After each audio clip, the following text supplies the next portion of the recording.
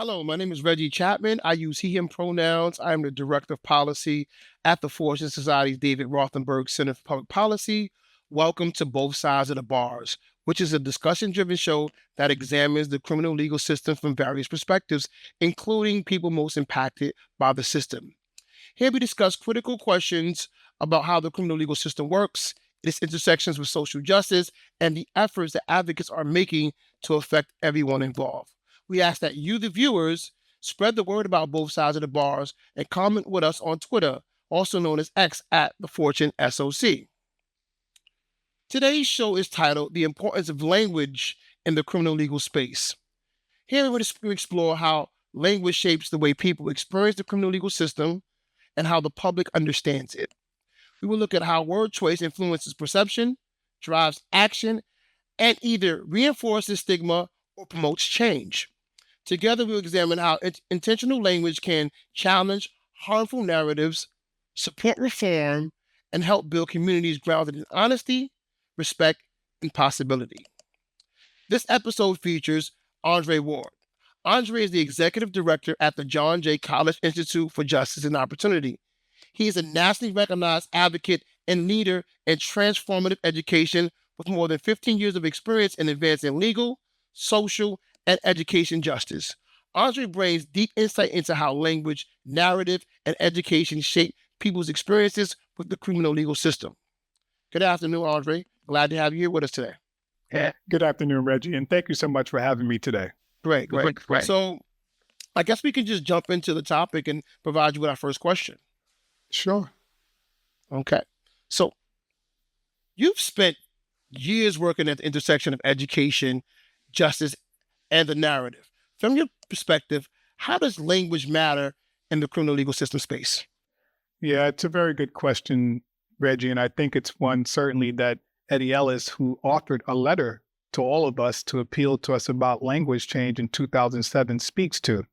And language is operational. We all know that it shapes how policies are written, it shapes how decisions are made, how discretion is exercised, and how people are treated at every direct point. And because of that, we know that we have to change the way in which we describe and define people. You know, I've seen this across nonprofits, colleges. I've seen this in governmental spaces. And when someone is framed as a problem to be managed more than someone who has potential and possibilities, then the system responds accordingly. And Eddie talked about that as he taught us, that letter that he wrote, that language is not neutral either. You know, they carry power. They justify punishment or possibility. And once language hardens, we all know, Reggie, that systems also harden. Thank you for that, Andre. You said a lot of things in there that I want to unpack. Two of which is that you spoke about how it affects policy and how it describes people. And when you said that, it kind of made me think about this idea or this understanding that language either causes one to maybe not recognize someone's humanity and or recognize one's humanity, and this idea of discourse. And so when you make those statements, I kind of come back to that thinking, this idea that language can cause a person to not recognize one's humanity. And when we fail to recognize anyone's humanity, this allows people and the government, should I say, to implement policies that harm people and frankly don't recognize humanity. No, that's exactly right, Reggie. You know, those words, those negative words actually flatten people. As we think about it, they turn human beings into a permanent condition. When we think about terms like criminal, right, it suggests identity, not behavior, which is the challenge. And when we think about that, right, we think about words like offender, for example. It implies an ongoing threat when you use that kind of language. Even justice system we maintain, right, assumes fairness that many people never experience.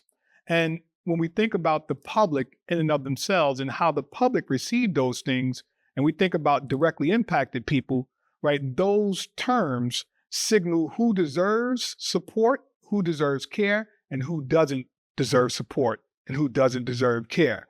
And when you think about those things, you also think about if people are thought to either receive care or not, then the other idea comes into play: who deserves to be controlled and who deserves not to be controlled.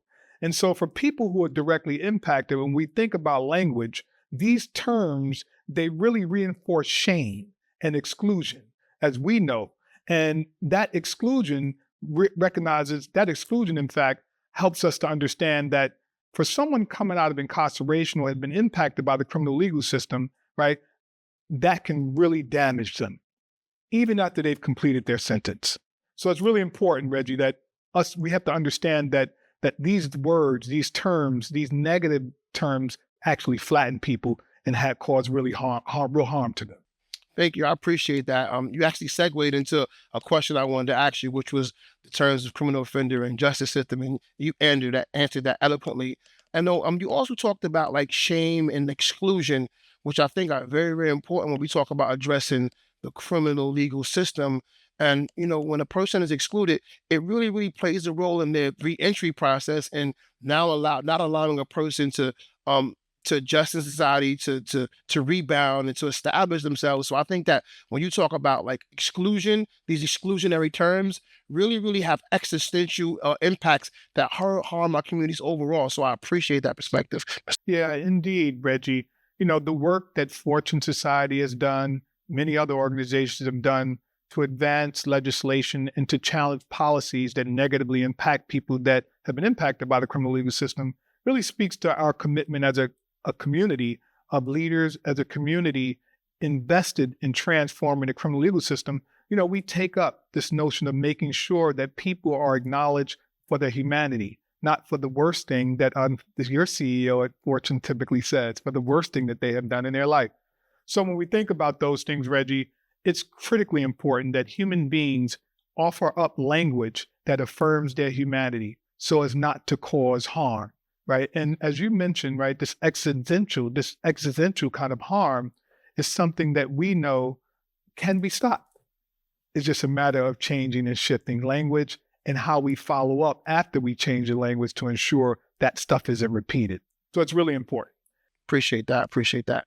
I want to transition to my second question. Well, my next question, should I say?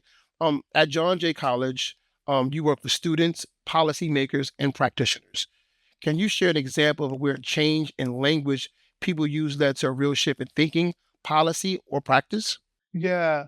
When we think about change and we think about language and we think about policies and how those things intersect, one of the things that President Mason, who was at John Jay College, is very interested in and curious about is to ensure that people are dealt with humanity. And even if they are impacted by the criminal legal system, right, they would have access to experiencing a higher education and what that means for them. And if not, being supported in accessing higher education in different spaces. And we're thankful to President Carol Mason for her commitment to higher education in prison and her support of all of the work that's being done at the Institute for Justice and Opportunity. And at the Institute for Justice and Opportunity, one of the things, Reggie, we intentionally shifted from deficit-based language to terms like justice impacted students or students with lived experience. And we did that intentionally because we wanted to make sure we're examining and looking at all of our work through a trauma-informed care lens. And I know people oftentimes and invariably talk about trauma-informed care and the lens through which you should look using that model. We understand fundamentally that that model is fundamentally sound, right? To be able to change people's lives, you have to make sure that people understand like the context and like how to begin to shift their own way of looking at themselves and helping others to make sure that they affirm their humanity because of that. And so when we made those changes in the way in which we described the people that we were serving, that wasn't a cosmetic change, right? It changed how faculty really approach the students or our colleagues at the Institute, how they approach the students, how they frame support for them, and how how partners that we work with, they started beginning to understand the importance of language and shifting it. So even when we refer our folk to our partners, right, we make sure that we use language that's humanizing. And in that, we're actually educating them too.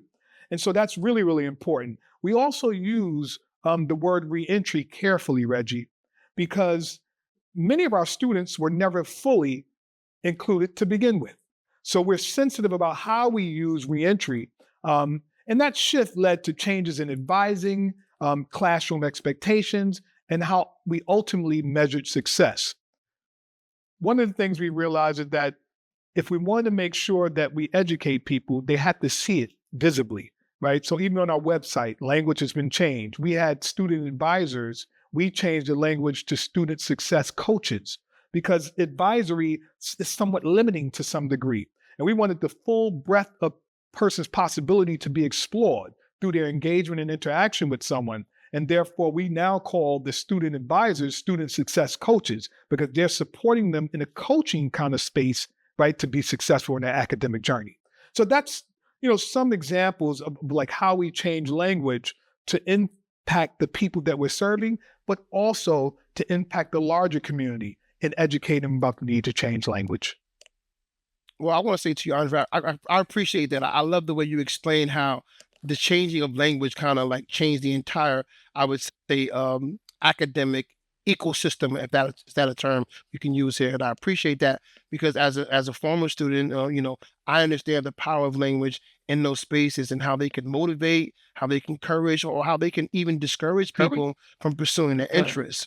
You also mentioned something else at the top of your explanation that I want you to at least further impact. I know you described it before our viewers. You mentioned deficit-based model. Can you kind of Right. unpack that a little bit more for us? Yeah. And so when we think about this deficit based model, it always operates from this notion that someone does not have the capacity to manage the affairs in their own lives. And that is crippling. Not only is it crippling, it's re traumatizing and infantilizing because the very people who are seeking support from the organizations that we are part of, right, they have capacity, they have will, right? They have the ability to do things. They just need a support partner to walk with them in their process so they can get where they need to be. But deficit-based models operate from like you are not necessarily worthy, right? You are incapable. In fact, you will perpetually be looked at like that by virtue of your experience of incarceration or being impacted by the criminal legal system in some way. Therefore, deficit-based models are not the kind of things we want elevated in our spaces because again, it reinforces notions in people's thinking around people's incompetence and ability to do for themselves and ability to engage others to empower themselves to move forward, Reggie. Thank you for the explanation, Andre. We appreciate that. My next question is that, there's often resistance to change in language, and critics say, oh, it's just semantics and it's political correctness. How do you respond to that, especially when it stakes the people involved as it relates to opportunity, dignity, and freedom? Reggie, people say that when the language doesn't harm them, right? When you think about it, they often invariably people say it when it doesn't harm them. And if language were meaningless, right? Let's unpack that, right? Using your term, Reggie. Let's unpack it for a minute. If language were in fact meaningless, it wouldn't be used to deny housing. It wouldn't be used to deny education. It wouldn't be used to deny employment, right? It wouldn't be used to deny people for basic human needs. So language does matter, critically important. And words show up in policy manuals, in background checks, right? In institutional rules, right? And so when dignity is stripped from language, it's stripped from people. And as we think about this, Reggie, this isn't about being polite, right? This is really about accuracy, being accurate in how you engage people, right? Certainly demonstrating your humanity for them and ultimately being fair. I agree with you 1,000%. We know that at baseline language does matter. As you said, if it didn't matter, then we wouldn't use it to exclude people for other reasons. So I definitely think that's something that critics should hear. I mean, and so kind of on the heels of that question, what are we actually doing, or if we are doing anything to respond directly to critics who do have that opinion about language being semantics or that it doesn't really matter? Because you and I know that. I think the population in which we serve, they have an understanding of that. But I would say like the opposition, the other side, are what are we doing to like have conversation with them surrounding that particular aspect of the dynamic? Yeah, I think Eddie Ellis served as a harbinger for the very thing that you described, Reggie, in that in his creation, formulation, and writing of the language letter to all of us in 2007 started that very thing that you're describing, Reggie, right? By virtue of him writing that letter, many, many people were informed. Philanthropic organizations picked it up, began to promote it. organizations like Fortune Society, who had tremendous respect for Eddie and his work, also promoted it and made it a priority to inform others. That started the process in 2007. And through organizations like the Fortune Society, the Institute for Justice and Opportunity at John Jay College, CASES, the Osborne Association, and so many others, the women organizations like WCJA and New Hours, called the roll. As a result of that letter, all of them became informed and they became emissaries of that very language change idea. And so that started the process. Currently, you are doing that very thing now, Reggie, starting this new year off by making sure that people understand fundamentally why language is so important. So by you starting this, there's going to be some more to come. And I certainly will be circling back with you and the team because I have an idea around language. And we're going to be talking soon about that. But it's a very good question, and thank you. Yeah, I appreciate that. I'm just, just speaking about my own lived experience. I'm a formerly incarcerated person myself, and I served a substantial amount of time in prison. And I remember when I went to prison, we were called things like inmate, and offender. And I remember saying to myself how, I didn't subscribe to that. It didn't mean it, and it wasn't my identity. And so I had kind of like, unbeknownst to myself, started making like this passive resistance to that and then describing myself as not being that. Also, when I think about language and policymakers and people that don't believe in this, I also think about how harmful it is. I remember in the early 90s when electeds would use language such as teen predators, using that language to pass policy such as the 1996 EPD law that changed the way in which people were adjudicated, that led to the mass incarceration of young people throughout the decades, and how that harmed people for decades, and how today we've changed that. And when we talk about adolescents and young people, we try to use a different language to describe them so that again, people in power, not people in power, that everyone could recognize that humanity. Because I know personally firsthand the effects of how language can be used to harm people in Black and brown spaces, particularly. Absolutely. Yeah, indeed, Reggie. And, as you talk about legislators who use that kind of language to shape policy and law that negatively impacts people, conversely, I also want to acknowledge those who support making sure that people are treated with humanity and addressed as such, using titles reflective of that. And that, I speak about none other than former Assembly Member Jeffrey Arbery and current Senator Gustavo Rivera. Those two legislators were responsible for getting legislation passed, along with New Yorkers, to ensure that the people incarcerated in New York State Docks Correctional Facility, upstate New York, are no longer referred to as inmates. And now they must be referred to as incarcerated individuals, right? This is law on the books. And acknowledging Commissioner Dan Monticello for ensuring that his staff followed that mandate. And it's interesting because when it first came out, I went up into Otisville Correction Facility and I heard a captain say, "Where are the incarcerated individuals?" And it made me smile inside my head to let me know how impactful our organization is as a community of activists, right, to seek that kind of change. So I have to note that, right, because it was because of them that something has been codified, right, to make sure that people are called human beings in New York State correctional facilities. So acknowledging them there, Reggie.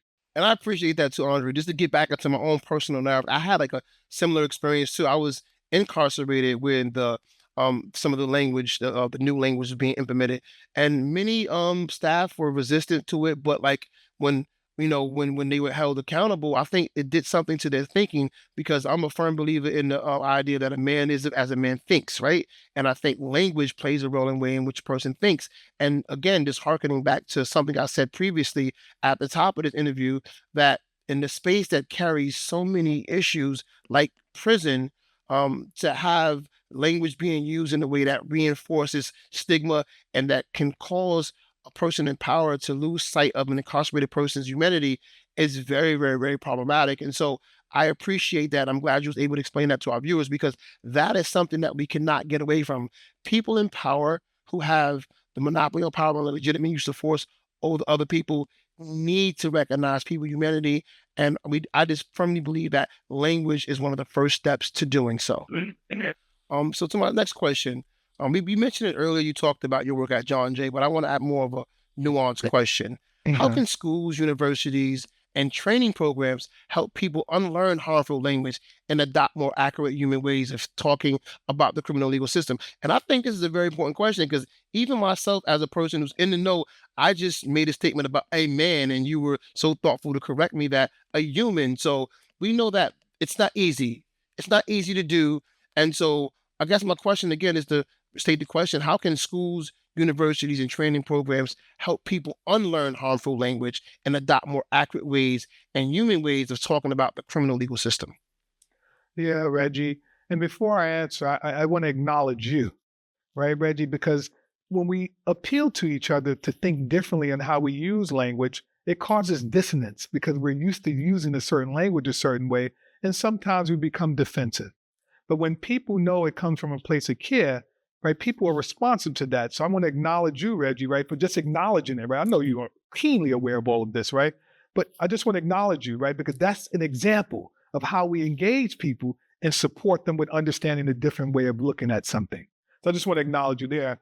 And going back to your question, Reggie, of course, we have to continue to engage our educational institutions, right? So they don't use harmful language. And I think by naming it is just the first step, right? By naming it directly and explaining where it comes from. Like, how did this start? Where did it happen? Who started it, right? Second, I think by modeling these alternatives consistently and not just like statements, but in syllabus policies and in other areas of education where the community is engaged, I think that's where we start at secondly. And the last thing I think, by listening to people, Reggie, just listening, right? Listening to people who have lived through this kind of stuff. And how do we sit with them and just listen to them? We don't have to be a solutionist. We don't have to give them solutions. Just listen. Like we went upstate to speak with the men yesterday, right? We just listen because people know what they need and they know what's harming them and they know what they don't like. They just have to ask them what it is. And so I think, when students and professionals hear how language, you know, affects and impacts people's lives, I think it stops being theoretical, right? And then it becomes more practical in its application. Yeah, I appreciate that too. Very much so. I'm a strong advocate of schools and universities being a place in which we can make this substantial change because I just know that like our schools are our largest social institutions, and this is the place in where people, children, should I say, children, have encounter their first social interactions in a formal way in which they're actually engaged with language in a productive way. So I truly believe that we could do some of that work in some of the school settings. So a big promotion to having education and language within educational spaces be changed. We're kind Because of it's gearing not up just towards yeah. and it's not just theoretical, right? Like we said earlier, Reggie. And I'll be very brief here just to interject. Not theoretical, Mm. right? An example of that, right? When we talk about taking something from just theoretical, right, where it becomes responsibility, right? One of the things is we have a prison college program at John Jay College Institute for Justice and Opportunity called the Prison to College Pathways Program. And this program has been in existence for 15 years or so, acknowledging the founder of it, Boz Dresinger. Uh, but the prior name to that is Prison to College Pipeline. And we thought about that term pipeline, right? And what that denotes, right? Or could be interpreted as. And at the time, it was understandable, right? Pipeline straight to something. We changed the name to Prison to College Pathways intentionally because pipeline is narrow to begin with. There's also an association with the history of crack cocaine and pipes and all those kind of things. So to move away from any hint of that, pathways suggest a much broader perspective that people can be looking through and a broader path to get into different things rather than a narrow focus. So I'll stop there, Reggie, as we get ready to close. No, no, I appreciate it. That was amazing because as you said that, you got me thinking about the term of semiotics, right? How language is what it symbolizes. We use the term discourse, we use other things, but I'm thinking about semiotic and what it symbolizes. Also, the fact that things we need to continue to change over time. Like you just said, at one particular time, pipeline made sense. But we know that now over time, we have enough information and experience to say, well, this can be problematic.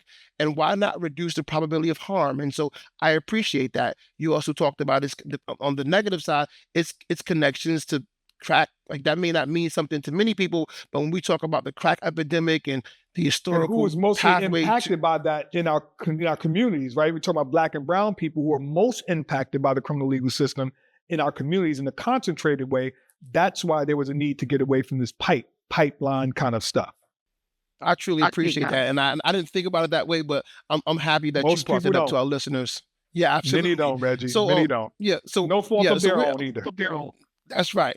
I mean, and it's a learning space. That's what it's about, learning. We're kind of up against time. Before we Okay. end the show, I would like to ask you: do you have any concluding remarks?